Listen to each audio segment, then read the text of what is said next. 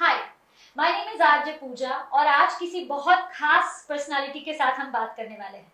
मेरे साथ है फिलहाल doctor Nitin Singhal, who is a certified cancer surgeon from Tata memorial hospital Mumbai, और फिलहाल वो अहमदाबाद के अपोलो सीबीसीसी के साथ जुड़े हैं और आज हम उनसे बात करने वाले हैं कोलोरेक्टल कैंसर के बारे में। Hi sir, welcome to the conversation. First of all thank you Pooja for inviting me. अच्छा सर, ये जो कोलोरेक्टल कैंसर है, what is this cancer?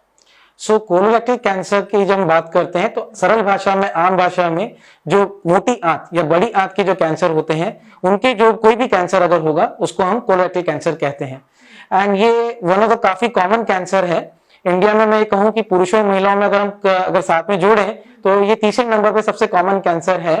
And अगर इंसिडेंस वाइज अगर अपन बात करें तो लाख लोगों में लगभग 4 केसेस, न्यू केसेस आते हैं। अगर इसको अपन अहमदाबाद के पर्सपेक्टिव से अपन डिस्कस करें तो हर साल लगभग 700 से 800 न्यू केसेस मिनिमम अपन कोलोरेक्टल कैंसर के देखते हैं। Okay, so how common it is in India, वो तो आपने बताया कि काफी ज्यादा कॉमन हम बोल सकते हैं, बट कौन से एज ग्रुप में ये ज्यादा होता है या कौन से जेंडर में ये ज्यादा पाया जाता है?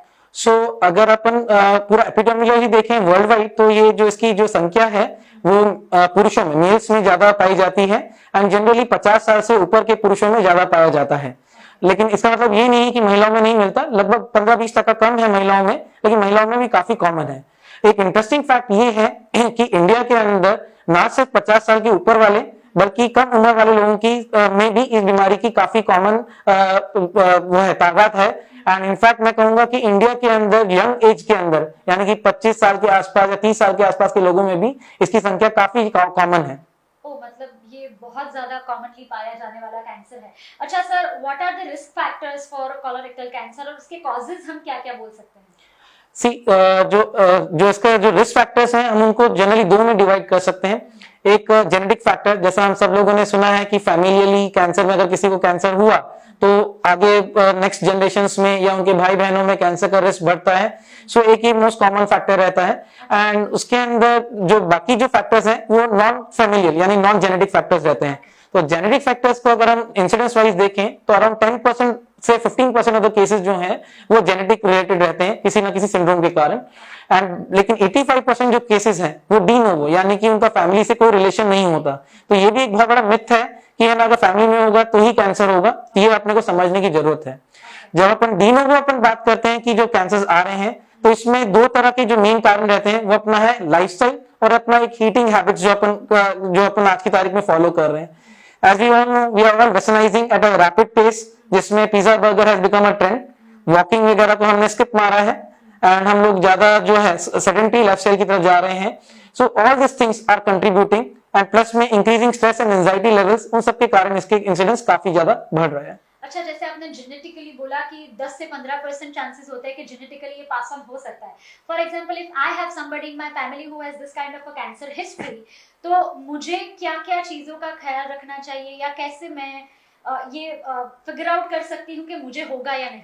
जनरली ये सवाल है बहुत कॉमन है कि जब भी कोई आता है ये सवाल में से जरूर पूछता है।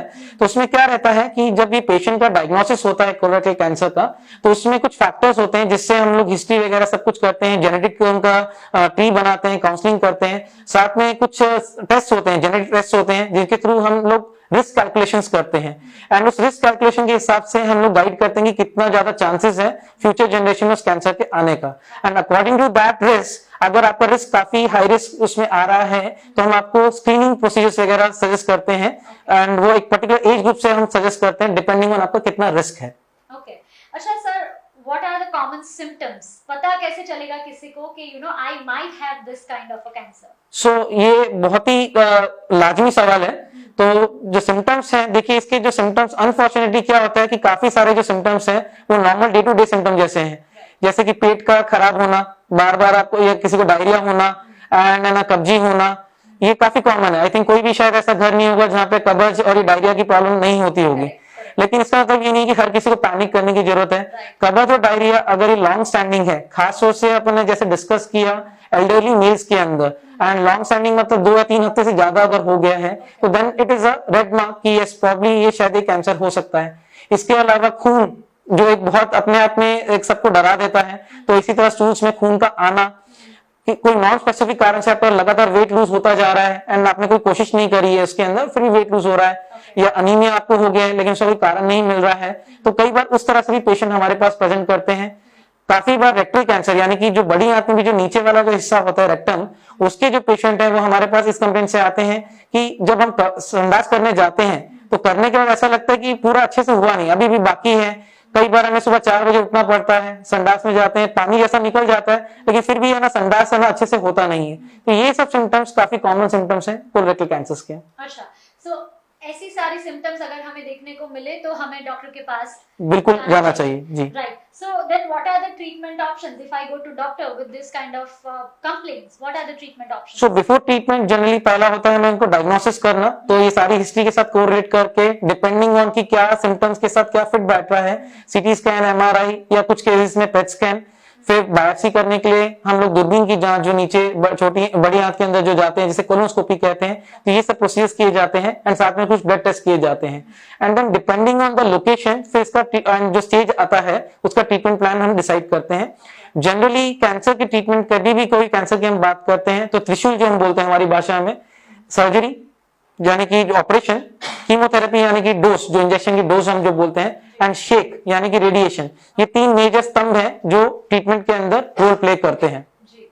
ओके, सो ये तो बहुत पुरानी ट्रीटमेंट या जो चलती आ रही है उस ट्रीटमेंट के बारे में। मैंने ये भी सुना है समवेयर हाईपेक सर्जरी या जिसको दूरबीन सर्जरी कुछ बोलते हैं, वो नई ट्रीटमेंट है, उसके बारे में कुछ बता सकते हैं? हाईपेक और दूरबीन ये 2 अलग अलग टर्म्स हैं। अच्छा, ओके, ठीक है। जो दूरबीन सर्जरी जो आप बोल रहे हैं, तो आम भाषा में लोग कई बार हमारे पास आते हैं कि ऑपरेशन साहब जो करवाना है क्या वो लेजर से हो पाएगा?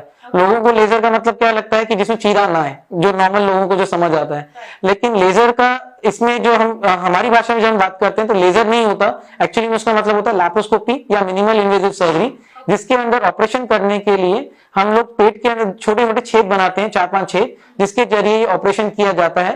ऑब्वियसली क्योंकि बड़ा चीरा नहीं आता तो रिकवरी फास्ट होती है एंड पेशेंट्स को उससे फायदा मिलता है, तो ये एक ऑप्शन रहता है।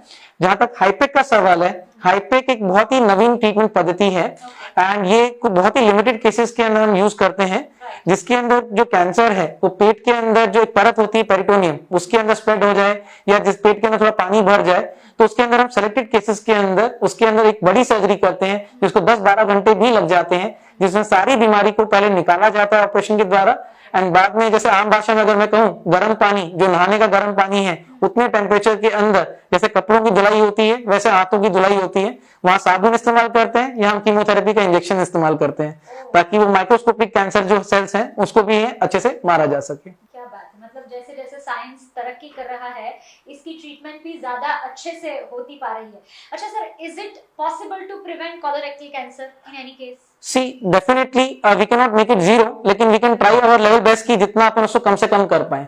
So उसको कम करने के लिए जैसे स्टार्टिंग में अपने डिस्कस किया कि lifestyle and environmental risk factors जो हैं वो अपन मॉडिफाई कर सकते हैं।